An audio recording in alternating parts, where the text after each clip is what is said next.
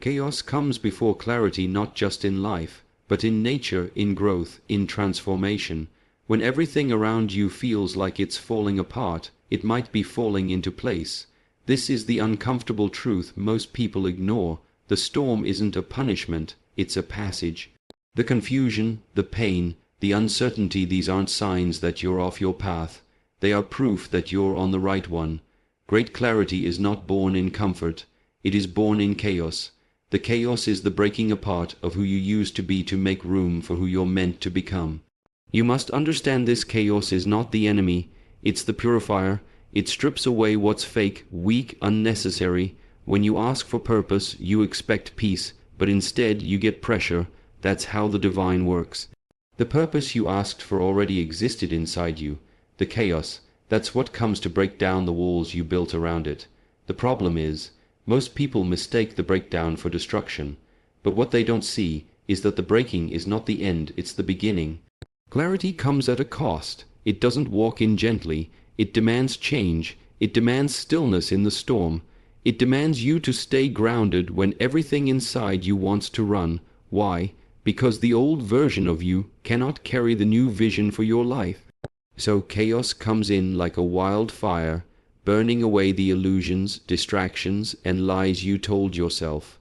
And in that burning, something is revealed, the truth. Truth about who you are. Truth about what matters. Truth about what you're really capable of, but you cannot see that truth while you're comfortable. Clarity only reveals itself when the fog of fear, ego, and control is stripped away. Think of a sculptor looking at a block of stone. From the outside it's nothing, just a rock. But inside that rock, the sculptor sees something beautiful. He doesn't build it, he reveals it. He removes the excess. He cuts, breaks, and chips away everything that doesn't belong. That's what chaos does to you. It chips away your laziness, your excuses, your doubt, your fear. It doesn't destroy you, it reveals you. You are the sculpture inside the stone, and chaos is the hammer. The mind, however, resists chaos. It wants control. It wants predictability. It wants calm waters. But here's the truth. Ships weren't built for calm waters. They were built to sail through storms. If your purpose is great, your preparation must be greater. That's why the storm hits before the calm. That's why life seems most confusing right before it makes the most sense. You'll feel lost. You'll feel like nothing is working. You'll ask why this is happening. But then, if you stay the course, clarity hits like lightning. Suddenly, what confused you now strengthens you. What hurt you now humbles you. What you thought was the end turns out to be the beginning. Now let me give you a powerful example. There was a young martial artist who trained day and night for years. He was strong, disciplined, focused, but he had one problem. He lacked true direction. He wanted greatness but didn't understand what greatness really meant. One day, he met an old master and asked him to train him to become the greatest warrior in the land. The master agreed, but under one condition: the student had to surrender all his weapons, all his techniques, all his routines, and start from zero. The young man was confused. "Why would I let go of everything I've trained for?" he asked. The master simply said, "If you truly want clarity, you must first go through chaos." The next day, the master took him deep into the mountains and left him in a small hut with no instructions.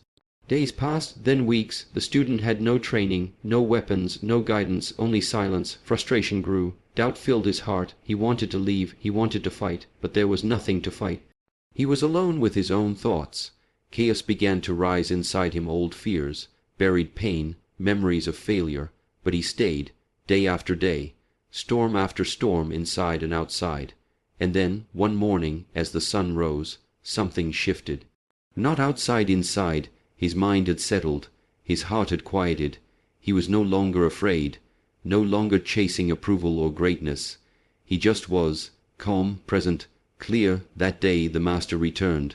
The student didn't speak, but the master smiled and said, "Now you are ready." The lesson. Chaos stripped him of everything he thought he needed, so he could finally hear what had always been within. Clarity didn't come from doing more.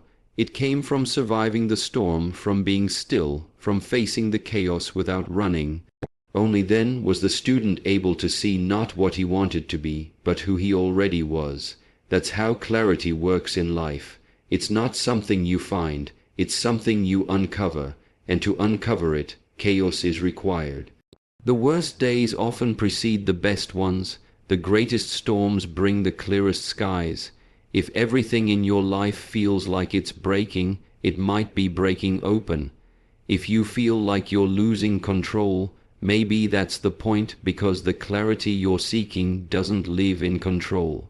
It lives in surrender, it lives in trust, it lives in the quiet after the chaos. So don't fear the storm, don't run from the confusion, sit in it, face it, let it shake you, let it strip you, let it burn the lies.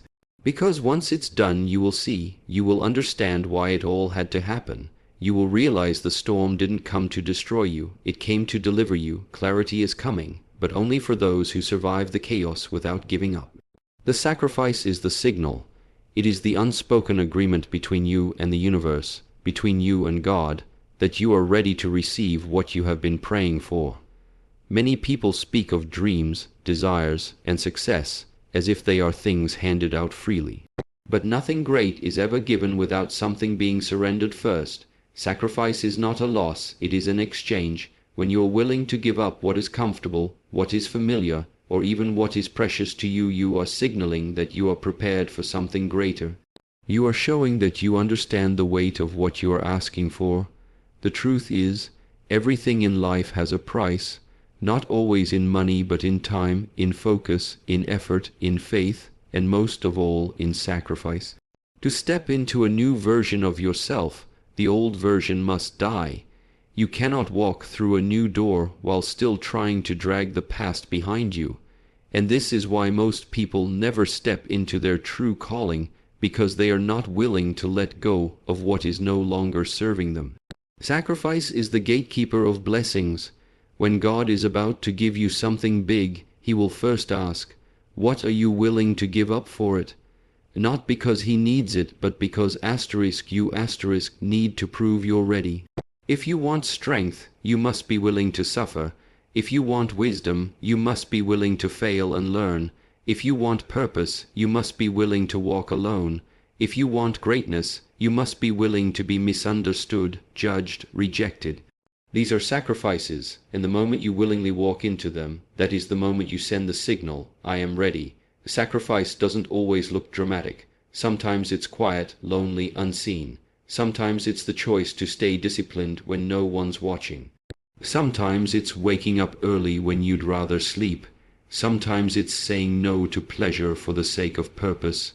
Sometimes it's leaving people behind who no longer align with where you're going. But make no mistake, these quiet choices echo loudly in the spiritual world. Each one is a declaration. You are no longer driven by comfort, but by calling. Many people ask for clarity, for success, for transformation, but they keep holding on to the habits, beliefs, and lifestyles that contradict what they're asking for. You cannot live like the old you and expect the rewards of the new you. Every level of growth demands a new level of sacrifice. This is universal law. You do not receive more by doing less. You receive more by becoming more, and becoming more requires giving up everything that is keeping you small.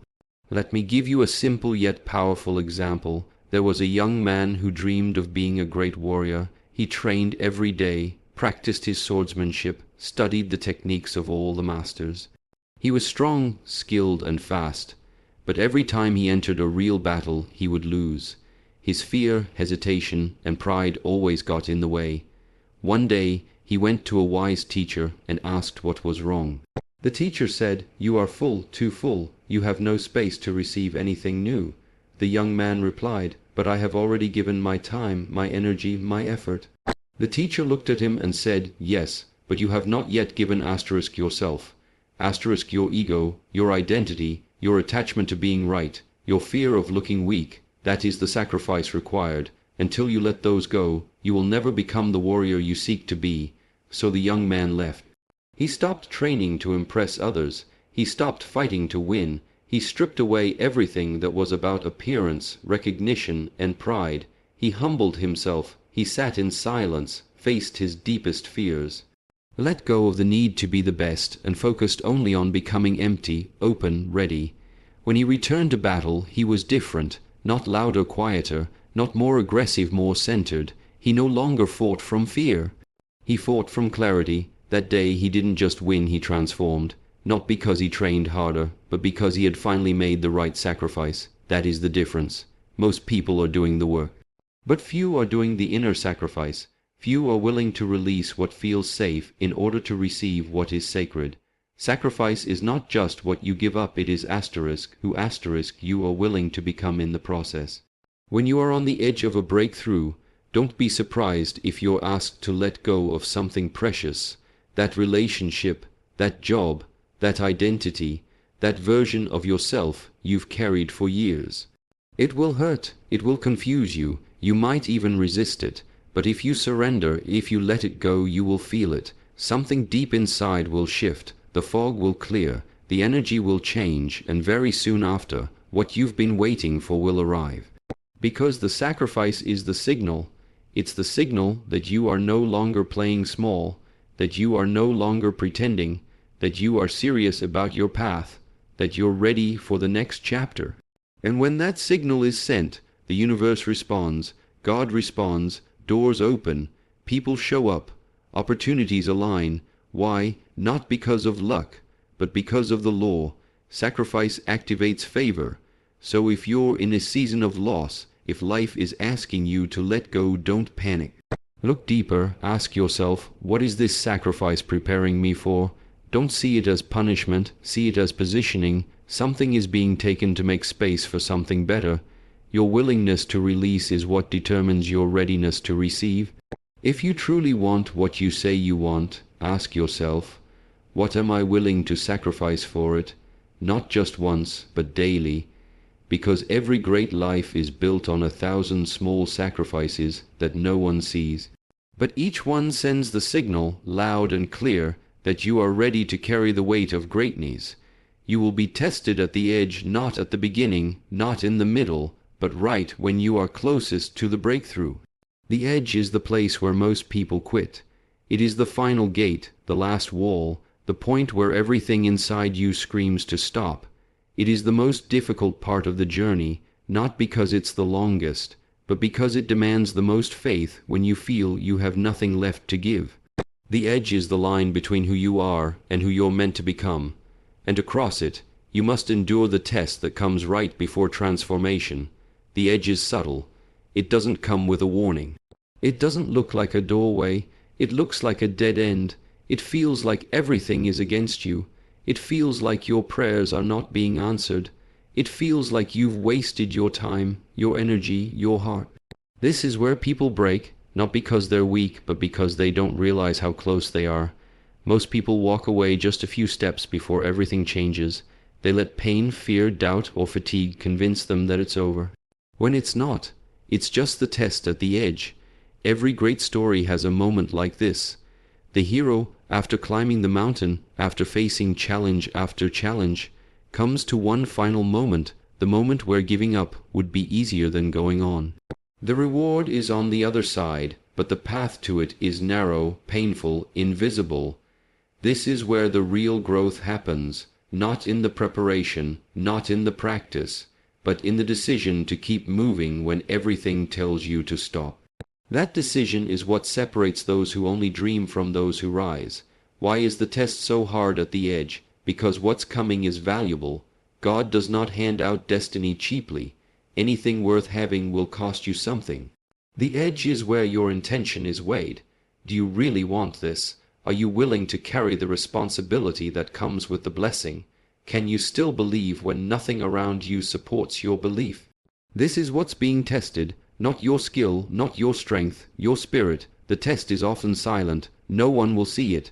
No one will congratulate you for passing it. You will face it alone.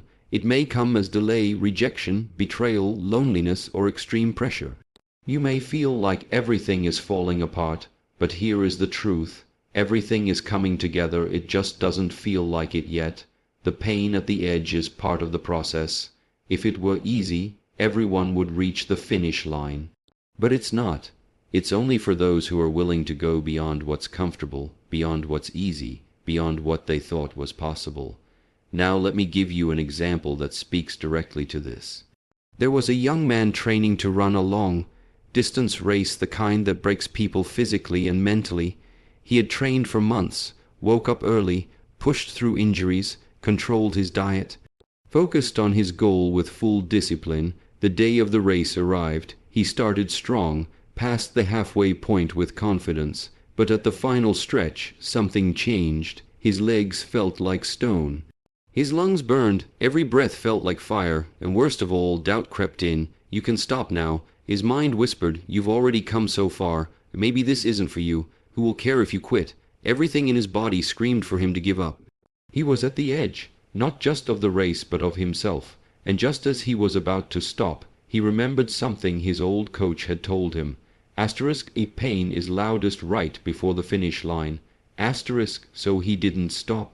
He didn't speed up. He just kept going, step by step, breath by breath, inch by inch, and just when he thought he had nothing left, the finish line came into view. He crossed it, not with power, not with pride, but with quiet determination. That moment changed him forever, not because he won the race, but because he won the war inside himself. That is the edge, the moment of ultimate resistance, the place where the test feels too heavy, too long, too hard, but also the place where transformation is hiding. The young man didn't become strong during the race. He became strong in the decision not to quit when quitting felt like the only option. You will be tested like this. In your goals, in your relationships, in your purpose. There will be moments where nothing works, where your progress feels invisible, where you're tired, hurt, and questioning everything. That's the edge. And what you do there will define everything. Some people think the test is unfair. They think, why is it so hard now? But the truth is, the edge is sacred. It's a place where only the committed arrive. And the test is not to destroy you, it's to reveal you. The edge doesn't take from you. It takes what you don't need: fear, doubt, pride, ego, weakness. It burns them away so that only your truth remains.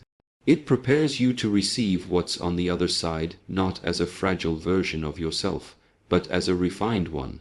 So if you're at the edge right now, if you feel like you've given everything and it's still not enough, don't walk away. Stand firm, breathe deep, take one more step and then another, because what you've been working for, fighting for, believing for, is just beyond this moment. The test is hard because the reward is heavy, and only those who pass the test can carry it. The edge is not the end, it is the doorway, the final gate before the light breaks through. And when you cross it, when you push through the pain, when you pass the test, you will not only receive what you've been chasing, you will become the kind of person who can protect it, honor it, and use it for something greater than yourself.